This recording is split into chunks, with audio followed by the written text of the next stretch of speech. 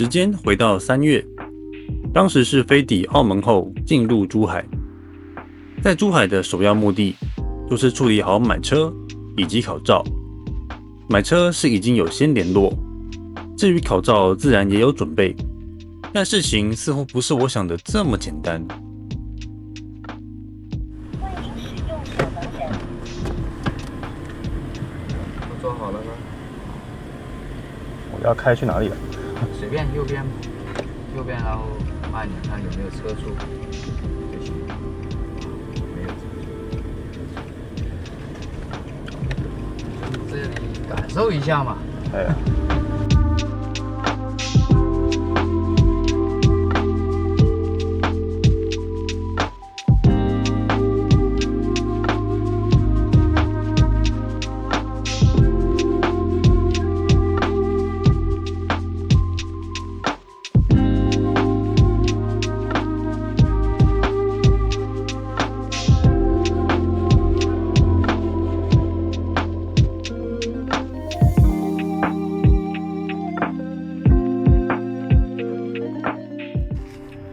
现在来做一个很神奇的开箱，看这个是车牌号码。对，就是过户完之后的话，车牌会是用寄送的方式寄到。那它寄了大概有3到4个工作天，只是因为昨天其实就可以寄到了，但因为昨天在办理驾照考试，所以他有送来，但是我人也不在，也没办法去收这个件啊。他还需要验证码，以及要现场要缴。这个邮资是35块钱。看一下它这个有附什么？神奇的，这个是个防撞的，里面什么都没有。然后这个是它的螺丝，不是晓得有没有附螺类吧？没有就有点尴尬了。然后这个就是车牌C849A4。前后车牌哇，这个是很难得的开箱啊！台湾人要取得中国驾照，是无法直接使用国际驾照换得，因为中国并不承认国际驾照，所以台湾人要用换证的方式。也得说这2个字确实有那么一点意思。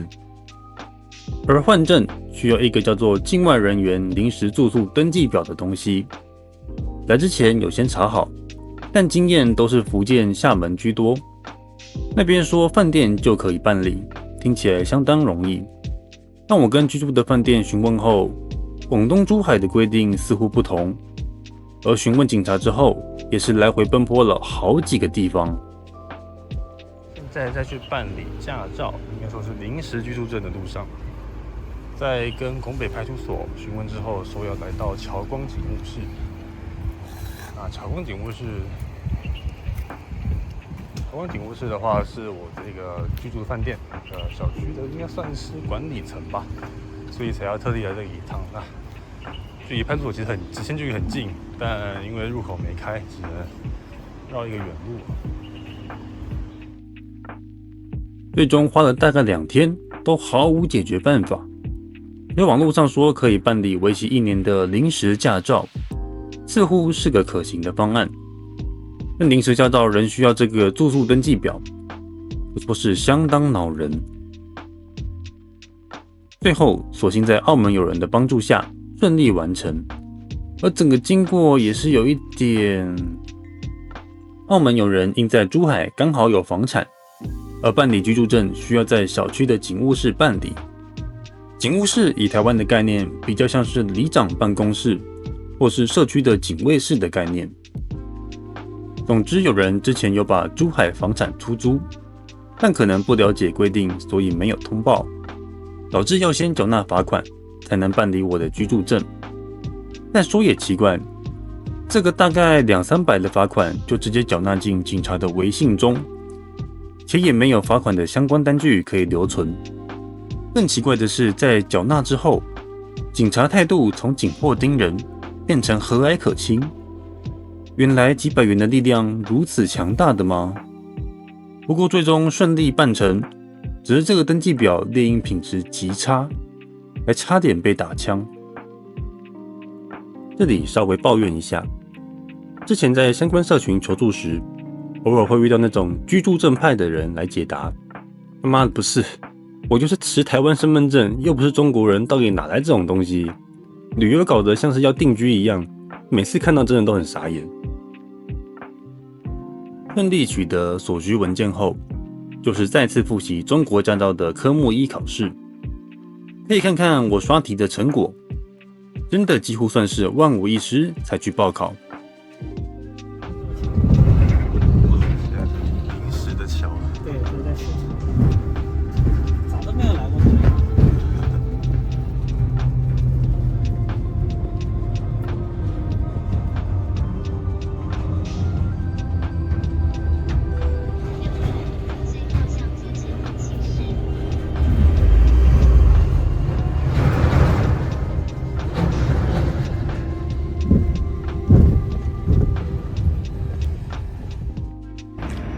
像是那个很神奇的地方啊，这边是叫做金顶。但刚刚搭计程车还有要被卖掉了，结果是出租车的驾驶、计程车的驾驶，他跑到旧的地方去。哇，这个计程车从那个香洲那边交管所打过来要71块，很相当惊人呢。这边看起来就是他们的新市镇区，那等一下就准备要参加科目1的考试了。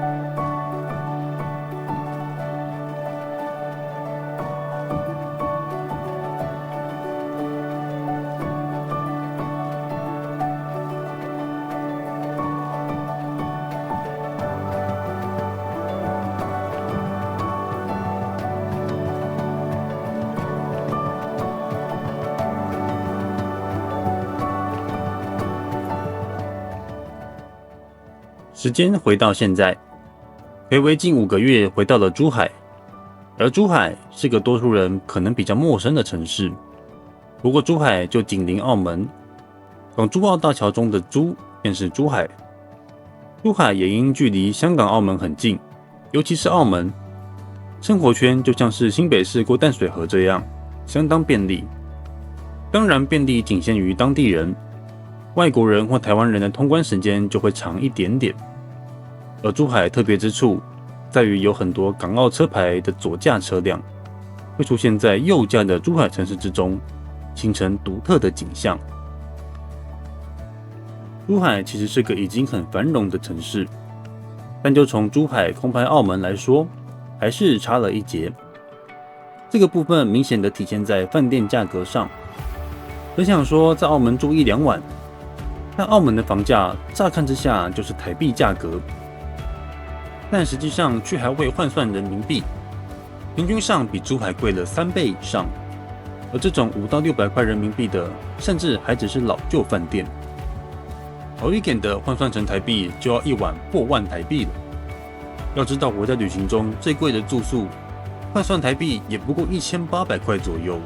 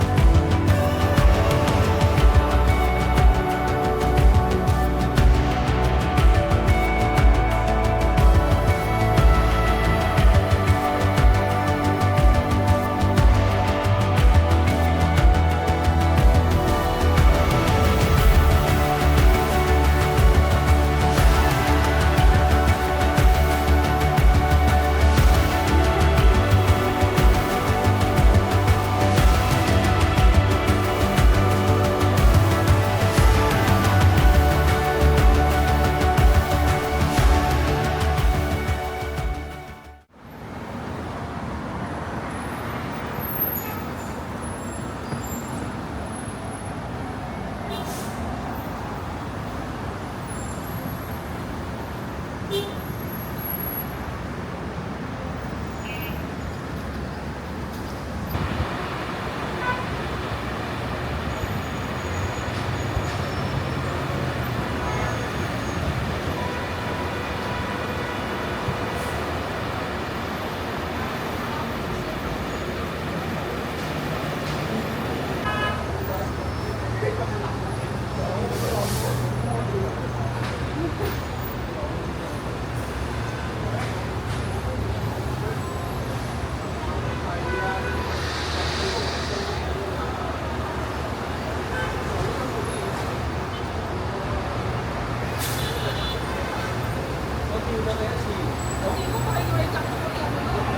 啊，唔係我跳第一次咧，我冇入呢一度啊。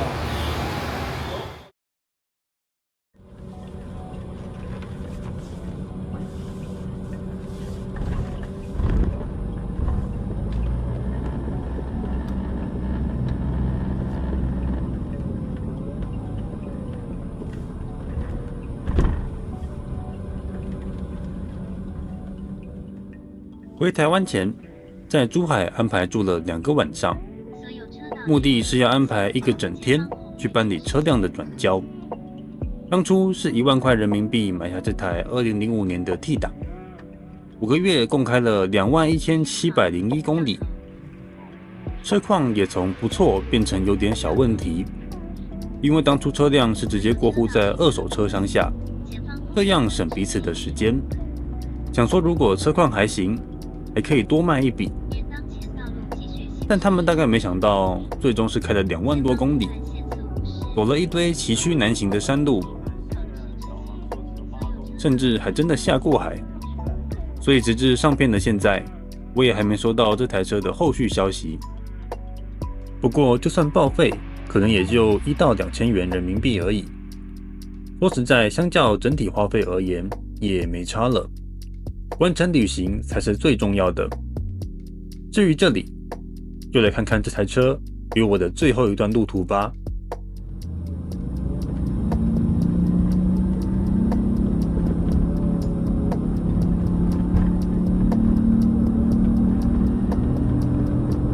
即将左转，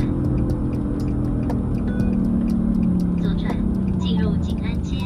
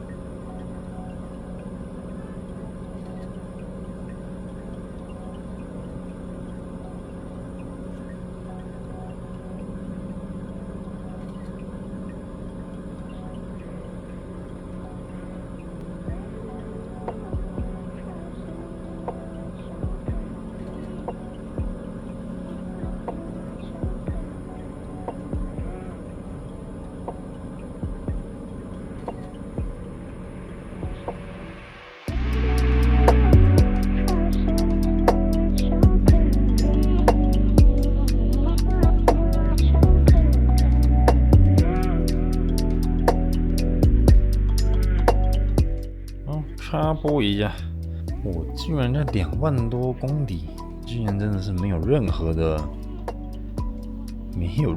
违规，太神奇了！看违法一个都没有。本来我自己都不太相信，然后给那个二手车行还给他检查一下，他们还可以领这个安全驾驶记录。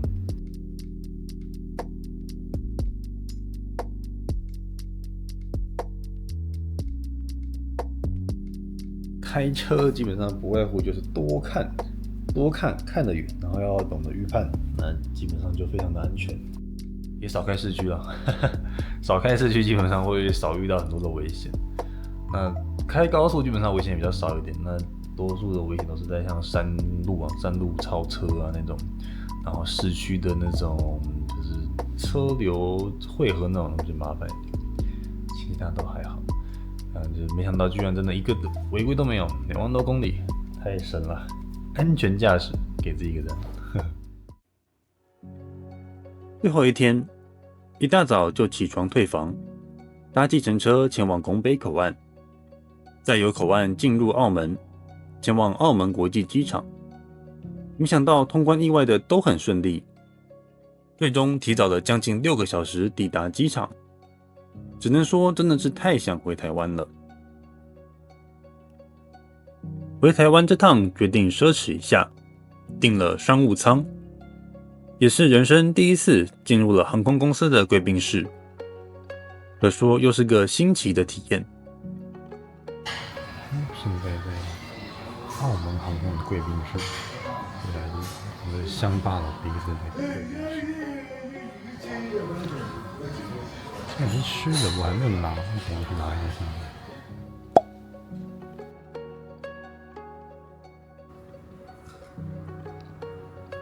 窗户已經關閉，請閣下扣安全帶，將椅背較直，收接台下方腳凳，打開遮光板，並將電子設備設置為飛行模式，直至航機着陸。為咗確保飛行安全，禁止有飛行嘅情況下，仲忘記窗戶無柄、紅色標示等嘅設備。航班全程禁止吸煙、報銷、燃點香煙。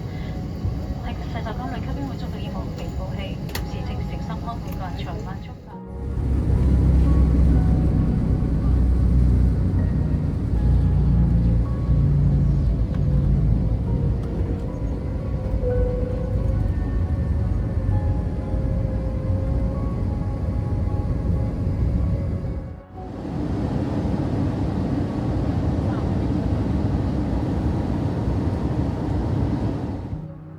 航线就这样飞越了淡水河口，又看到了熟悉的家乡的陆地，看到桃园机场挂着的国旗，是真的有到家的感觉了。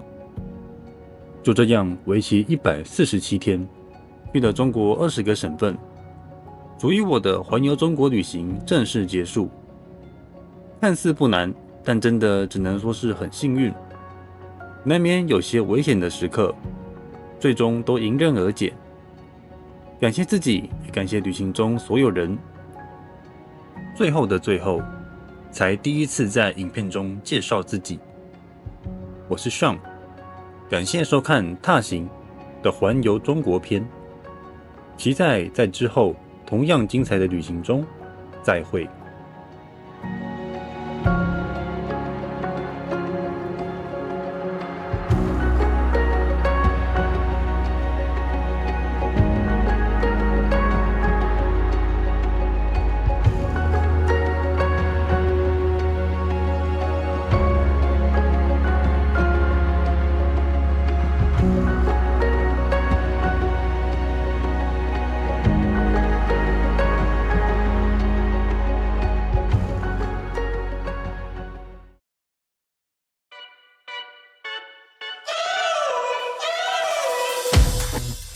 We're driving cars on a Mars tonight.